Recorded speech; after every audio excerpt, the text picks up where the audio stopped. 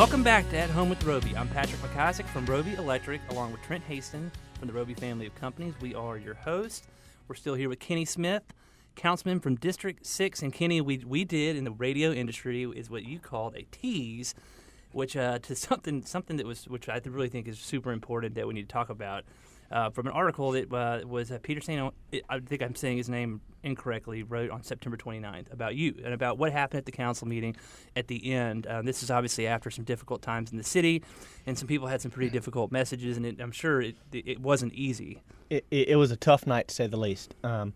It was a night with a lot of emotion, a lot of anger, and it was directed. That night was directed at members of City Council. In particular the mayor, and then the second point of frustration ended up being me. I was accused of smirking, which is couldn't be further from the truth, and then try to imagine having folks threaten your family, cuss at you, yell at you, and you're trying to remain expressionless because you sure don't want to be accused of smirking. And so wow. it proved to be a very challenging 2 hours, probably the longest 2 hours I may have in a long time. Well, and here you are. You're a servant leader of the city. You and all your other fellow council members, and all you're trying to do is in theory help, right? Mm-hmm. You're trying to help, and some people had some frustrations they needed to get out, which we all can understand that. But tell us what happened at the end. So at the end, Fire Chief Hannon had sort of motioned to me to meet him in the back room, which I was scared to stand up. I mean, the city attorney had gotten up to go get water and got heckled pretty hard. So anyway, he just pulled me in the back and said, "They're misreading you. If you get a chance, why don't you say that?" And folks went around the dais, had opportunity to speak.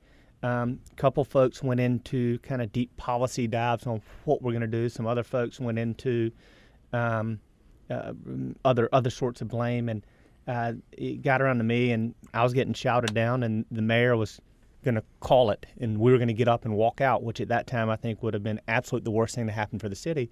And finally, I just sort of beat on the desk and said, "I'm staying here till I get a chance to talk." And I told the crowd that was still there, "Hey, I might have misjudged y'all, and y'all might have misjudged me. Y'all gave me a ration of," are we on a 7-second delay here? "Y'all gave me a ration of junk." And I said, "But let's start over." And when I was done speaking, I told him, I said, "Look, don't come to my house. My wife and kids have nothing to do with this. But if you want to come and break bread, I'm up for that." And I decided to get up. It was almost divine intervention, and walk up into the crowd, shake hands, and one of the guys who had been yelling at me the most gave me a big hug and said, "We're not coming to your house." I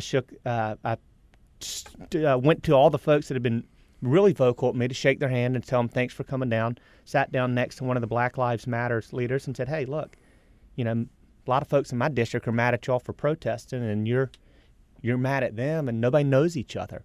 And we got to start with relationships. We got to build trust. And I don't profess to have all the answers to how we fix the problems, but I do know that it has to start with trust building." Well, can you come take my job at Andrew Roby and the Roby family of companies? I mean, that is I'm going to first off say the fire chief is a leader. Fire chief is a leader. And that is tact 101, that he took you to the side and gave you a little, maybe you felt the same thing or knew the same thing, but he gave you a little nudge. He didn't have to do that. I didn't, and I was scared. Like I was up there. I can't imagine. Visibly, I was scared. I was angry. And I kind of want to do the right thing. So it's a combination of emotions, and sometimes you just get lucky. And well, you had fortitude. You weren't going to leave. You were gonna stick through it. And then it's relationships, and that's what we have to do in life and business. That's what you have to do with your family at home, with your kids. You have bad days, you have bad weeks, but if you hang in there and you fight through it, which is what we're doing in Charlotte, and what the horizon, why you say is so bright. You said something before on the last segment, before the break. You said, no, everybody has the goal to be happy, feed their family, and get along. And you started to tell a story over the break. I said, let's save it for the segment, because it's just business at its finest. I agree with that. I think that people are misconstrued, and they get angry, they let their feelings get, and they're mad at the world in a sense. Mm-hmm. And it's our job.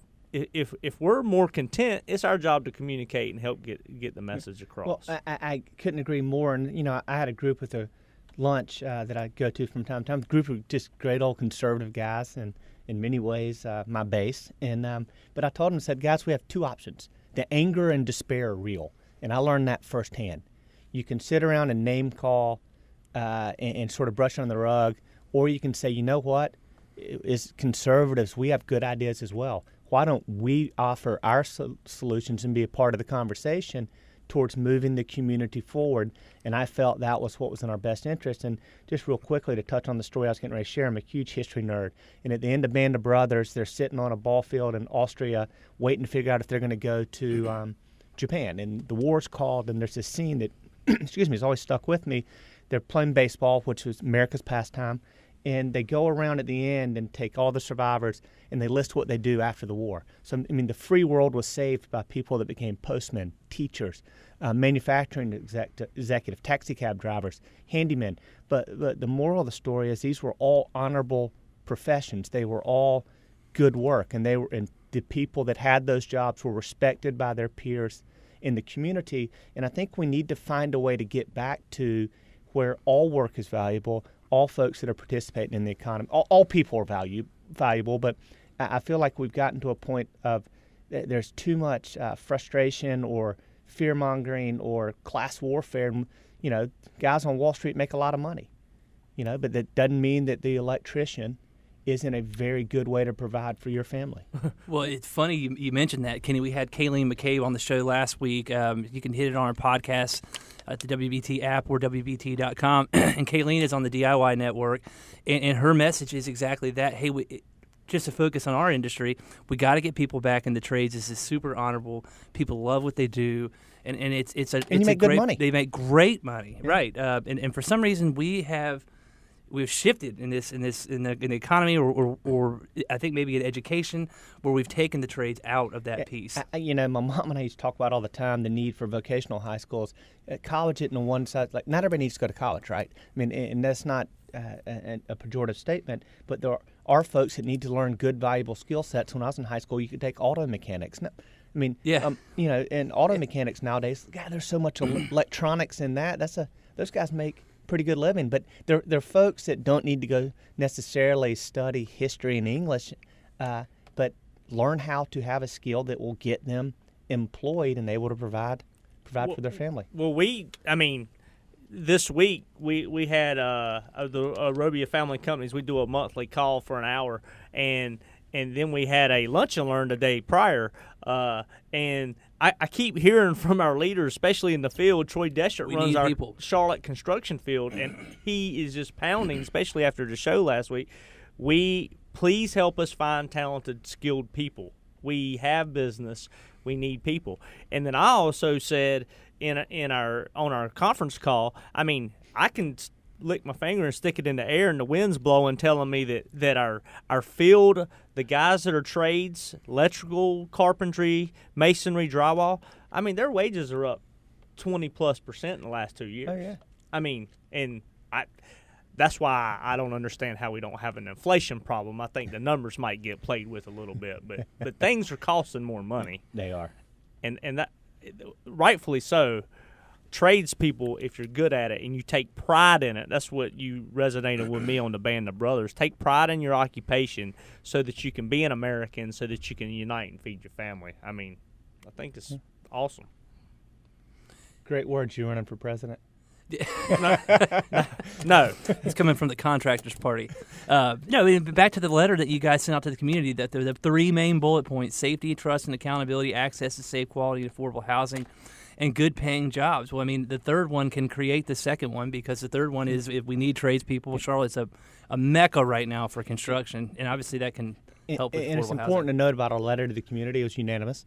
All 11 council members were on board, and that it's hard to get 11 people to agree on a lot, especially politicians. But took a little wordsmithing, but we were all on board. We all thought these were noble goals and what we think the city needs to have. That's great. Well, Kenny, I'm excited about Charlotte. I'm excited about your humble leadership. I'm excited about our new city manager that you educated us on a little bit today. So thank you for being here. How can people get a hold of you? KRSmith@charlottenc.gov. Thank you for your service. You're listening to At Home with Roby. We'll be right back.